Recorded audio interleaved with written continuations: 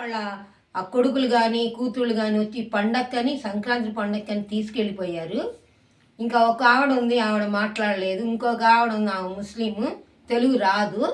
ఇక నేనే మాట్లాడుతున్నాను. నాకు ఇక్కడ అన్ని సౌకర్యాలు బాగా ఉన్నాయి.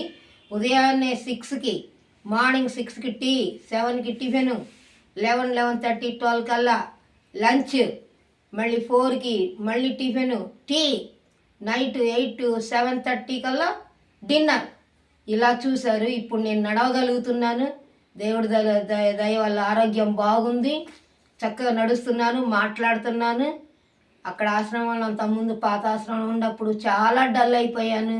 ఇప్పుడు కూడా ముఖం ఇంకా స్వెల్లింగ్ తగ్గలేదు. అది కూడా త్వరలో తగ్గిపోతుంది అనుకుంటున్నాను. I'm using medicines. ఇక్కడ ఎక్కడున్నానంటే నేను సన్ రైజ్ వృద్ధాశ్రమం, old age home, sunrise old age home, Uppalapadu near Narasaraopet. Uppalapadu sunrise old age home వృద్ధాశ్రమం నియర్ నర్సరావుపేట, ఉప్పలపాడు. అక్కడున్న ఆశ్రమంలో వీళ్ళిద్దరు, రాజుగారు, శివమ్మ, నన్ను బాగా చూసుకుంటున్నారు. బాగా చూసుకోబట్టి ఈరోజు నేను మీ ముందు ఇంత ధైర్యంగా చెప్పగలుగుతున్నాను. బాగా చూస్తారు. అన్నీ నాకు మెడిసిన్స్ ఏమైనా కావాలంటే పేట వెళ్ళి తీసుకొస్తారు.